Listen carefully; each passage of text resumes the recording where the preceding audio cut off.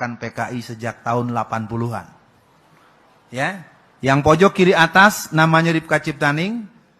Dia mengarang buku Aku Bangga Anak PKI pada bulan Juni tahun 2002. Dia mengarang buku yang kedua Anak PKI Masuk Parlemen bulan September tahun 2005.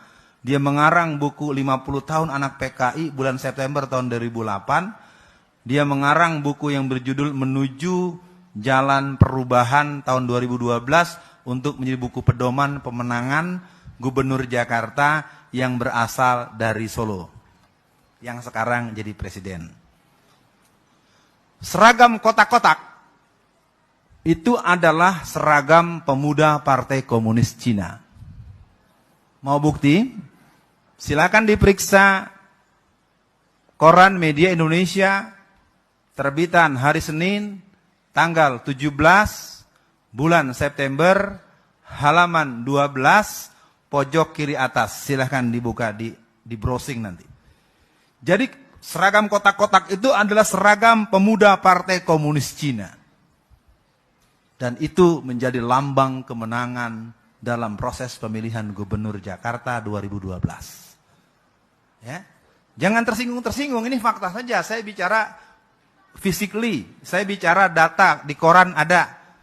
Belum lagi dia mengatakan dalam koran Sinar Harapan, ya, sore, dia katakan dalam tanggal 18 Maret tahun 2004, yang bisa menyelesaikan bangsa ini adalah konsep Nasakom. Nasakom adalah kita. Nasakom adalah kita. Nasakom adalah kita. Prof masih ingat kali ya?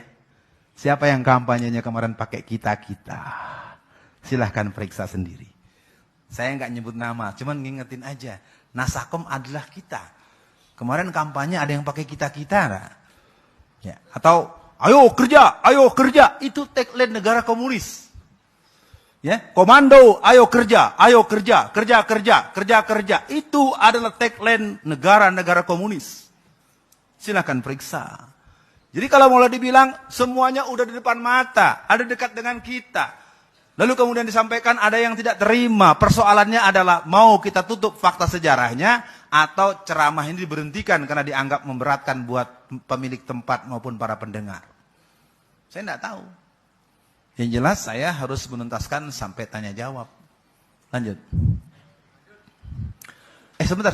Orang-orangnya belum semua ini. Ya, biar jelas, siapa-siapa aja, jangan cuma lihat gambarnya aja. Yang tengah bernama Budiman Sujatmiko. Dialah yang menggolkan undang-undang desa. Undang-undang desa itu adalah skema undang-undang desa mengepung kota. Dia ingin memberikan bakta kepada seluruh masyarakat. Kalau bahasa Jakarta, gua loh yang berjasa. Dia adalah seorang pendiri PRD yang awalnya tahun 1994 bernama Pergerakan Rakyat Demokratik, pertanggal 31 Mei 1996 berubah menjadi Partai Rakyat Demokratik, dan tanggal 27 Juli menjadi Komando Kerusuhan Penghancuran Kantor PDI Budi Harjono. Ya, kalau yang tahu sejarah, ini manusia adalah penghancur PDI. Saya tidak mau berbicara pro kontranya, karena kemudian kan muncul PDI Perjuangan, itu nanti bicara sejarah lain lagi. Apa yang dia pimpin? Bagaimana Budiman Sujatmiko itu? Dia adalah seorang pemimpin Partai Demokratik yang mana PRD merupakan PKI dengan casing baru yang sudah melakukan kongres yang ke-8 pada tanggal 24 sampai 26 Maret tahun 2015 di Hotel Akasia, Jakarta Pusat, sederetan dengan kantor Dewan Dakwah Islamiyah Indonesia dan kantor Muhammadiyah Jakarta. 24 sampai 26 Maret 2015. Di Hotel Akasia, kongres yang ke-8. Jadi kita lihat sekarang, PKI di satu sisi, PRD di sisi lain, dan para generasi-generasi tradisional romantisme. Jadi PKI ini sekarang tumbuh di semua tempat. Sekarang ada yang jadi gubernur, ada yang jadi bupati, ada yang jadi wali kota, ada yang jadi staf menteri. Yang menteri disimpan dulu nanti buat 2019. Jadi pemilu nanti dengan adanya menang di gelombang pertama pilkada serentak ini, nanti pilkada serentak lagi tahun 2017, 2019 negara ini adalah negara demokrasi yang komunisme. Memang tidak mudah untuk mendengarnya. Saya tahu omongan saya akan menimbulkan resistensi. Kalau tidak dicegah, maka langkah pertama, kembalikan dulu Undang-Undang Dasar 45. Itu merupakan sebuah pelacuran konstitusional yang sangat luar biasa.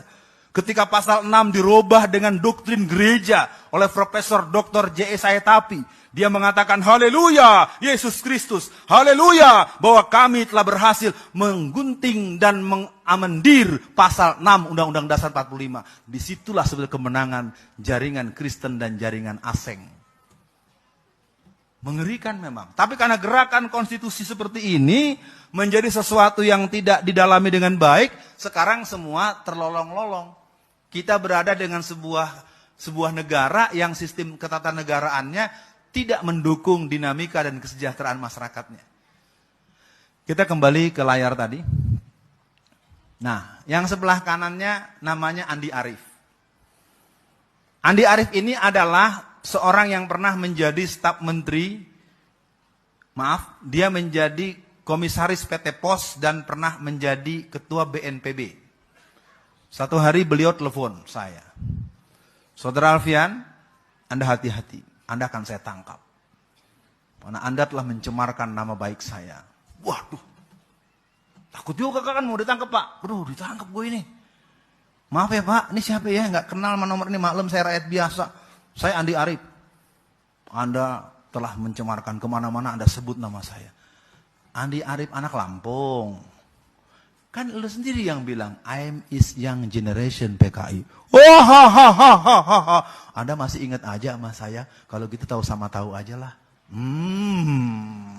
Katanya mau nangkep, nggak jadi ya. Jadi sekali lagi para hadirin, memang mereka ini sekarang pede. Ekonomi makmur, jadi pejabat.